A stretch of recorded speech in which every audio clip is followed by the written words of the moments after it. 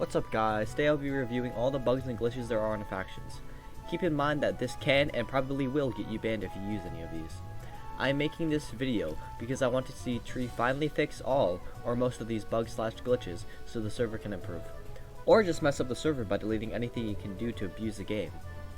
Side note, some of these are not bugs, but are just very helpful tips you can use to get OP. I think I'll combine my two video ideas of a Tryhard factions tutorial along with the bugs to kill two birds with one stone.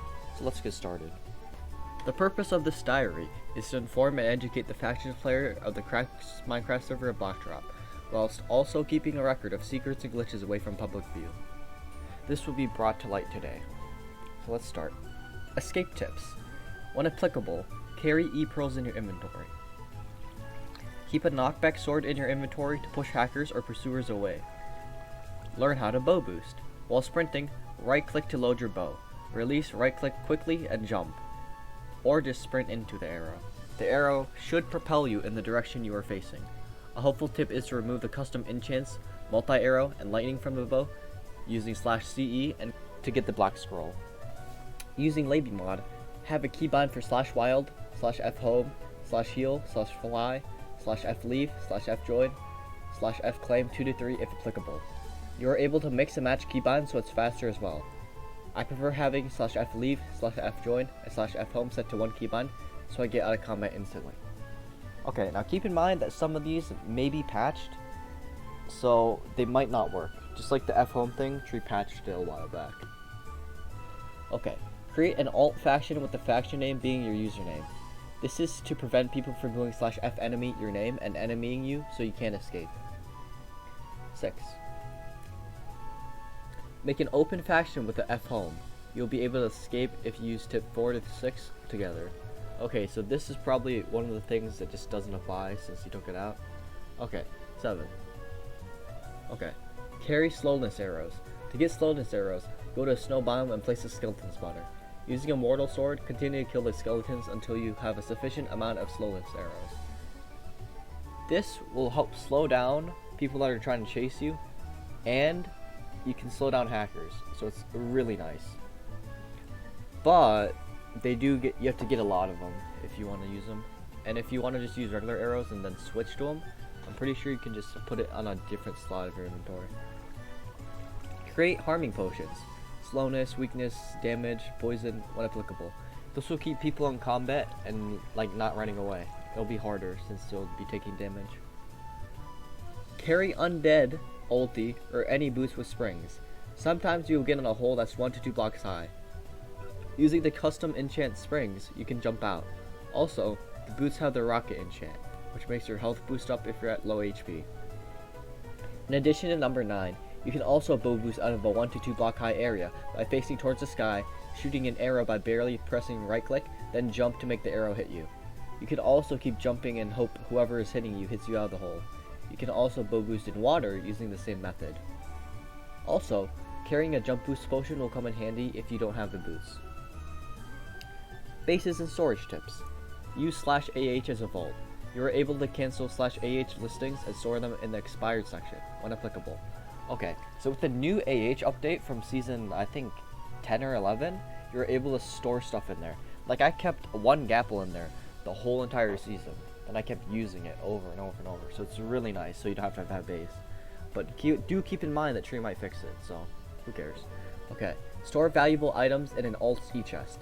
Also, their inventory space is an option as well. This allows for 63 slots of unraidable space, 27 from the e-chest, and 36 from inventory. Use an end base. End bases are fairly hard to raid, so making one with the right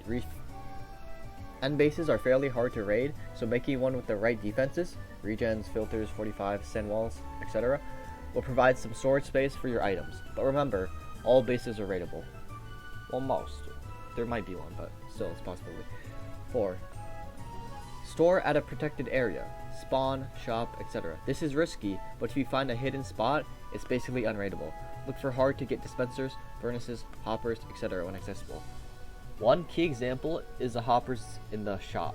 If you break the glass and spam click your right click, you can actually access the hoppers and store stuff in there. Types of bases. Zombies. you can use a zombie grinder under the nether with a 4-chunk base. You can also have an IG base with an AFK kill system under the nether. Blaze, you would want an overworld at bedrock level. Okay, so in the end, pros, there's a good amount of space and members can't really get there. Cons is really vulnerable to the Scarlet Fox glitch. I'll explain that later. Okay, in the nether, pros, it's good for AFK farms, zombies, and IGs. It's harder to make cannons there. Cons, low amount of space and there's a bunch of lava, so it's going to make building a base a little bit harder. The top of the nether is, another con is that the top of the nether is vulnerable to the Scarlet Fox glitch. Overworld, pros, it has a huge amount of space. Cons, it's easily cannibal. Traps and chases. Have a keybind for F claim 2 or 3 so you can trap them on your own claim. While chasing someone, if they start to try to wild, bow them. By the time you try to hit them, they'll be gone.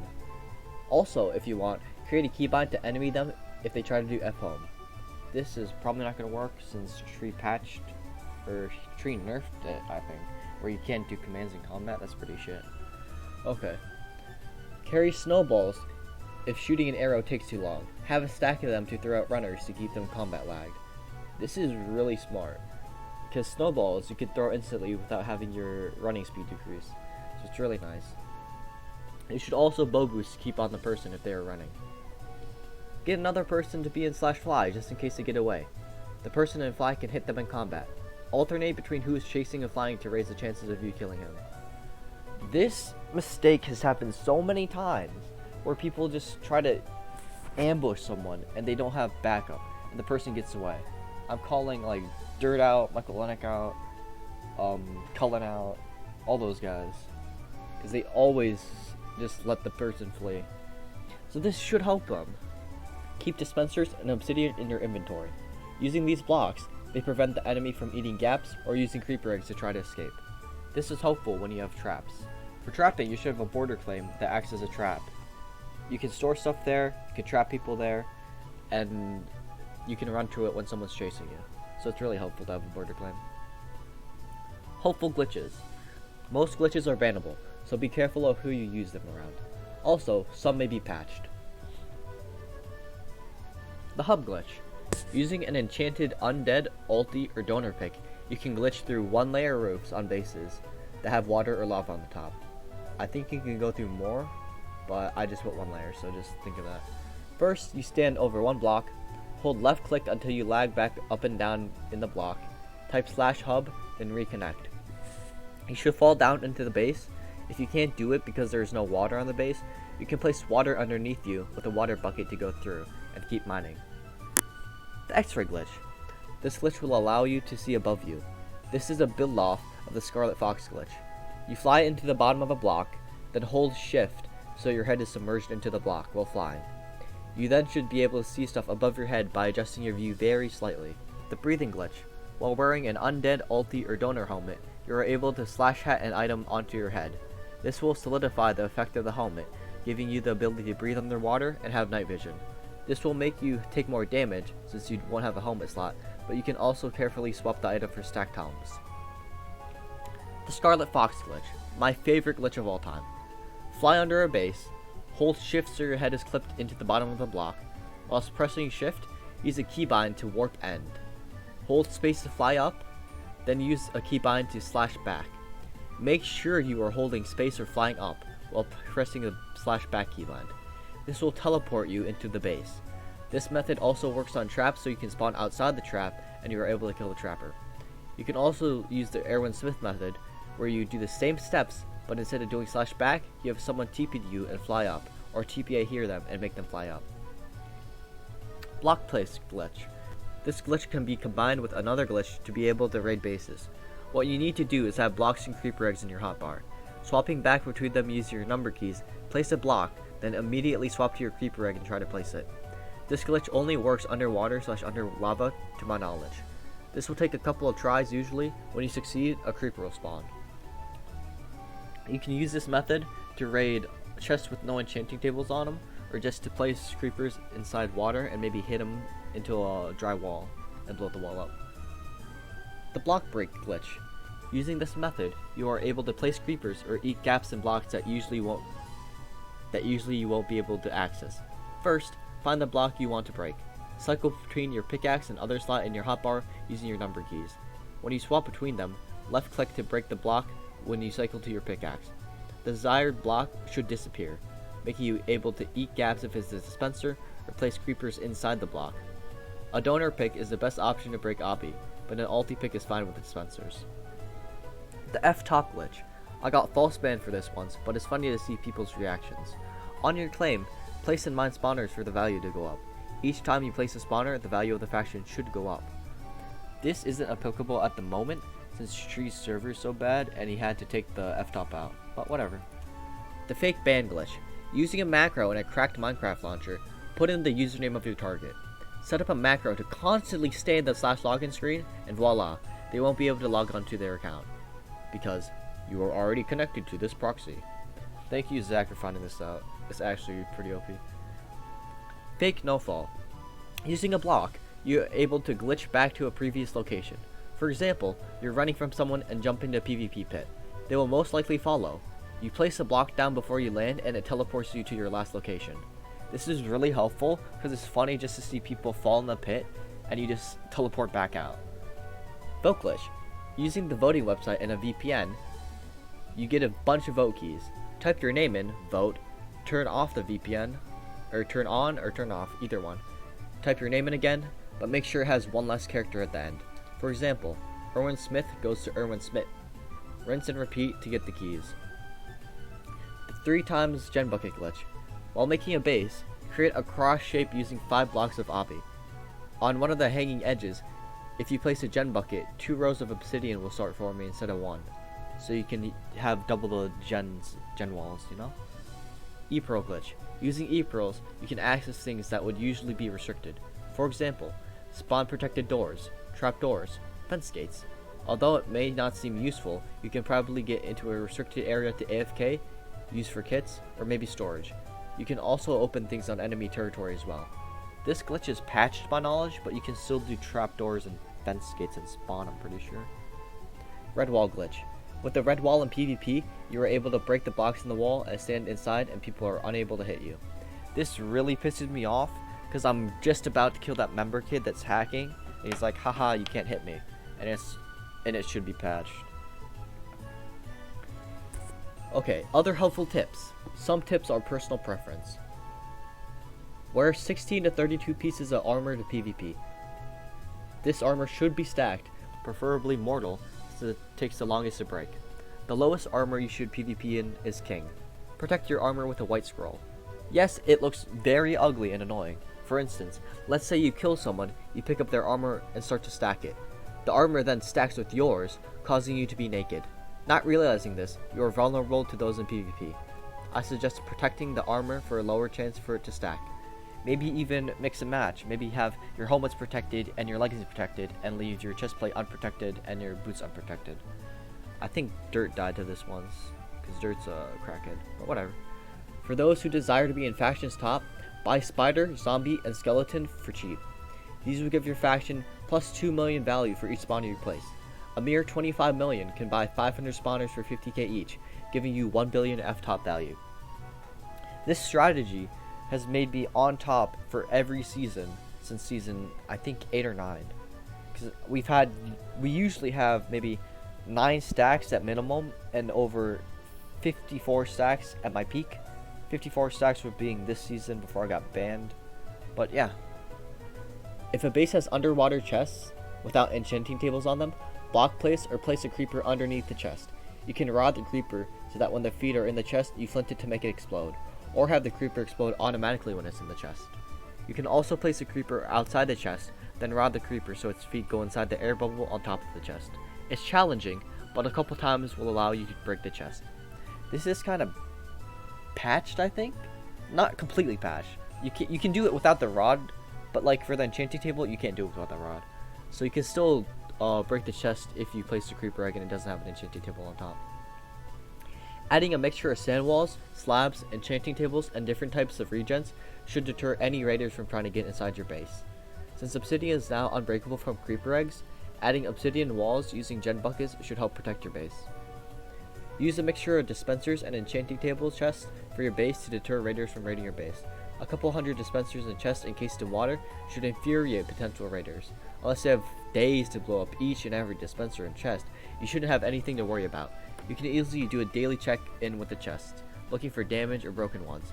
I suggest you set home in front of the chest or dispenser that you will actually use, and alternate that chest weekly, or spread the loot out over multiple chests. This is just in case someone finds out which specific chest has the loot. So this is my favorite base design, even like with no walls. You can just have it in the middle of the ocean. Just have, let's say, 200 or 500 chests just sitting in the ocean, protected with claims, and you put enchanting tables on them.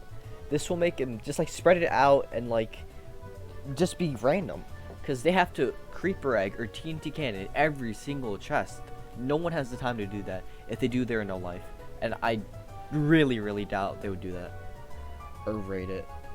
When finding cord/bases, constantly refresh your /wild command by moving when you see you have bad /wild cords. For example, you /wild and it says it will TP you to -1,500. Just move your character like with your movement keys, and it will say with your movement keys, just move to cancel the /wild, then retype it until you get good cords. Using Labia mod to see hearts is an obvious tip.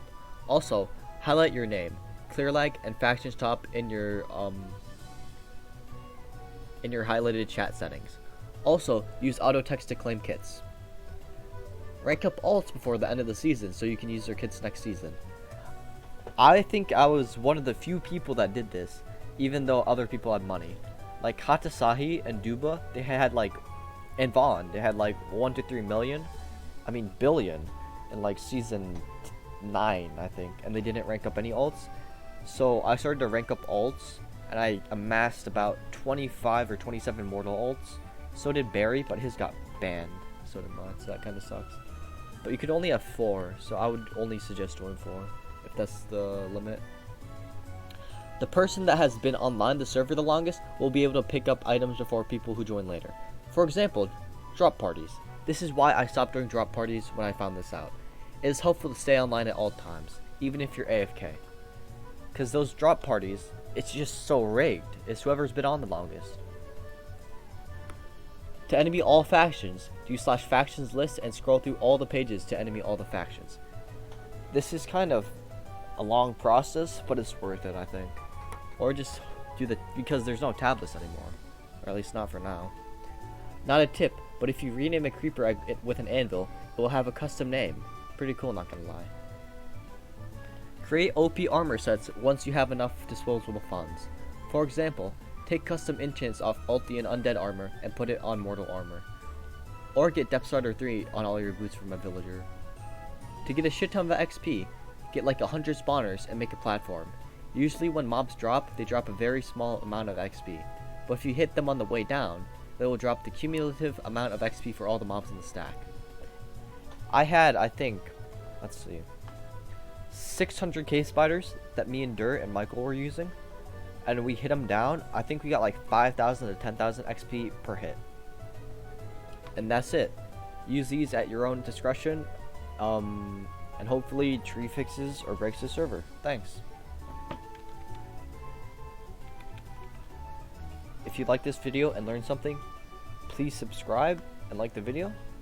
And if you want to see the script on this, I will probably have a link in the description. And make sure to join the Discord because there's a giveaway going on right now. And yeah, thanks.